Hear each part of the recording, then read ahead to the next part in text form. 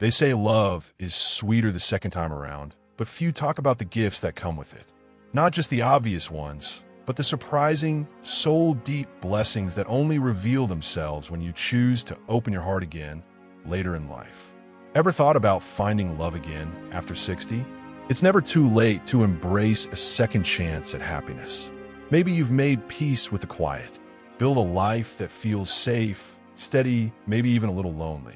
But then comes that whisper, maybe it's not over. Maybe this time it's different.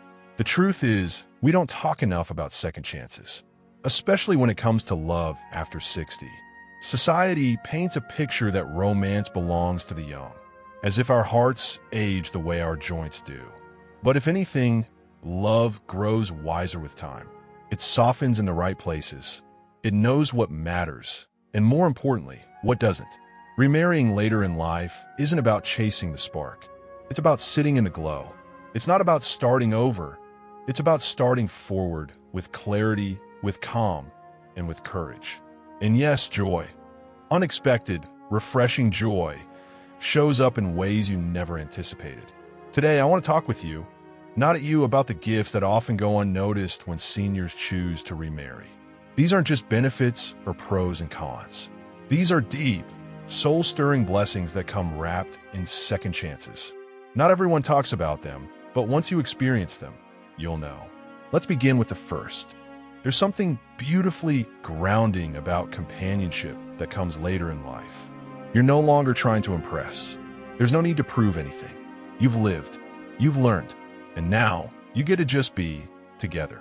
The first gift of remarrying in your golden years is emotional ease. It's the quiet comfort of being seen without the performance. There's a kind of peace in waking up next to someone who doesn't expect perfection. You can forget to put on makeup. He can forget where he put the keys. And neither of you makes a big fuss about it. It's not about flawless routines. It's about shared rhythms, laughing at the same news headlines, holding hands at the pharmacy, sitting in silence without needing to fill it. That kind of ease can't be manufactured. It only comes with time, and often only shows up when you've both been through enough to truly value it. Emotional ease also brings something else, freedom. You're not tethered to anyone's timeline. You don't need to check boxes. Kids are grown. Careers have slowed or ended. The pace shifts, and you get to build something new on your own terms. That freedom feels like a breeze you didn't know you needed. It's not flashy, but it's liberating. And speaking of liberation, let's talk about the second gift. A second chance to be loved for who you become. Not who you were, not who someone wanted you to be, but who you are now, in your fullness. So many seniors carry quiet scars. A difficult marriage, a painful divorce, a long season of loneliness, or the deep ache of losing someone too soon.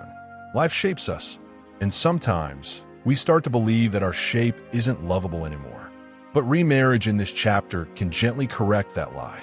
Imagine being with someone who doesn't try to fix your story, but honors it. Someone who listens, not just with ears, but with presence. Someone who loves your laugh lines because they're proof that you've kept laughing, even when life made it hard. That kind of love isn't loud. It's not flashy. It's not found in fairy tales. It's found in real kitchens, with real conversations, and real forgiveness. This is where something sacred happens. You begin to feel safe enough to open up again. Walls you didn't know were still standing start to lower. It's a strange and wonderful thing to feel like you're both a new bride and a seasoned soul at the same time. There's joy in being rediscovered, and there's honor in rediscovering someone else. Of course, all of this may sound lovely in theory, but you might still wonder, is it too late for me? Or what if I've gotten too comfortable on my own? Those are fair questions, but love later in life doesn't always knock loudly. Sometimes it shows up in the gentle courage it takes to say yes when your instinct has been to say no. Yes to coffee. Yes to the walk in the park. Yes to the idea that joy might be waiting around the corner, disguised as a second chance. What's remarkable about remarrying as a senior is that the expectations shift. It's no longer about building a life from scratch. It's about blending two well-lived lives into something meaningful. You're not rushing toward milestones. You're savoring moments. And in that slower pace, Connection deepens in a way that's often missed in the busy years. That's why the third gift, one I've seen unfold again and again, is companionship that carries weight, not pressure. There's no pressure to please family or climb social ladders or tick off life goals. Instead, companionship becomes your sanctuary. You begin to realize that simple things, meals shared, errands run together, prayers whispered before bed, become sacred rituals. You don't need grand gestures. You need presence. You need reliability. And perhaps most importantly, you need someone who chooses you not out of obligation, but out of quiet admiration. This kind of love isn't rushed. It unfolds. It listens more than it speaks. And when it speaks life into places you thought were long forgotten. Now, I know for some watching, the thought of remarrying might still feel far off. Maybe your heart's still healing. Or maybe the idea seems foreign after so many years on your own. That's okay. This isn't about pushing you into something. It's about opening a door you may have quietly closed and gently reminding you it's still there. 2. There's a certain magic in waking up and realizing you have someone by your side who genuinely cares about the little things. Not just the grand gestures, but the small, everyday moments that make life rich. This leads us to another gift that many seniors find when they remarry: renewed purpose. When you're younger, your purpose often feels tied to career goals, raising children, or chasing dreams. But once those chapters close, it's natural to wonder, what now? For many, love later in life rekindles a sense of purpose that feels both familiar and new. It's not about obligations or duties, it's about meaning. You might find yourself planning trips again, rediscovering hobbies, or simply delighting in sharing your time with someone who values your stories and dreams. Suddenly, the days hold a little more promise, a little more spark. You realize that you're not just existing, you're living with intention again. Take, for example, my friend Margaret, who remarried at 68. After years of quiet weekends alone, she found herself signing up for dance classes, something she'd always wanted to do but never made time for. Her new husband didn't just cheer her on. He joined in. Their shared laughter and occasional missteps on the dance floor became a symbol of their new chapter together, a chapter full of vitality and joy. This renewed purpose often spreads beyond just a couple. It touches families and communities. When two people embrace a fresh start, their energy can inspire others to seek joy and connection in their own lives. The second chance at love becomes a beacon of hope, a reminder that life can surprise you when you least expect it. And speaking of surprises, here's another gift that sometimes catches seniors off guard: a sense of adventure. Remarrying isn't just about comfort and companionship. It can also open doors to new experiences. Maybe it's a spontaneous weekend getaway, trying a new restaurant, or even picking up a hobby neither of you had tried before. The excitement isn't about wild thrills, but the simple joy of discovery together. Remember Tom and Linda? They both remarried in their 70s and decided to travel a bit, something neither had done much of in their younger years. They explored local museums, took leisurely hikes, and found joy in learning new things side by side. Their story shows that second chances bring fresh chapters full of curiosity and growth. Proof that age doesn't dim the spirit of adventure. But with all these blessings, it's natural to wonder about the challenges too. Every relationship takes effort. But the beauty here is that seniors often bring wisdom and patience that younger couples are still learning. The dance of compromise is gentler. The steps are more thoughtful. This wisdom flows right into our next gift, the gift of deep, authentic communication. Over the years, many of us have learned the hard way that words matter. We've experienced the pain that silence can bring and the healing power of honest conversations. Remarrying later in life often means entering a relationship where both people value openness and truth. There's less need to play games or hide feelings. Instead, there's a shared desire to be understood and to understand. When disagreements come, and they will, they're handled with respect, grace, and the understanding that the relationship matters more than being right. One of the couples I know, George and Evelyn, embody this beautifully. After years of separate lives filled with ups and downs, they came together with a commitment to talk openly about fears, hopes, and even mistakes.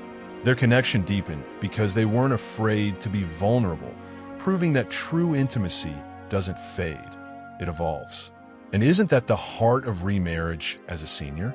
It's a relationship built not just on attraction or companionship, but on the rich soil of lived experience, shared honesty, and mutual respect. Now that we've explored how renewed purpose, a sense of adventure, and authentic communication enrich a second marriage, there's one final surprising gift waiting to be discovered. 3. There's a beautiful kind of quiet that comes when you no longer feel like you have to earn love, when you're simply in it, surrounded by a relationship that feels settled in the best possible way. That brings us to one, often unexpected, gift of remarrying later in life: emotional healing. Now, healing isn't the kind of thing people bring up in wedding speeches. It's not glamorous. No one stands with a champagne glass and says, to finally letting go of unresolved trauma. But the truth is, many of us carry emotional luggage from earlier chapters in life. Some of it's stuffed with heartache, disappointments, or memories we rarely talk about. And remarriage, in this tender, seasoned season of life, can become the safe harbor where that weight finally gets put down.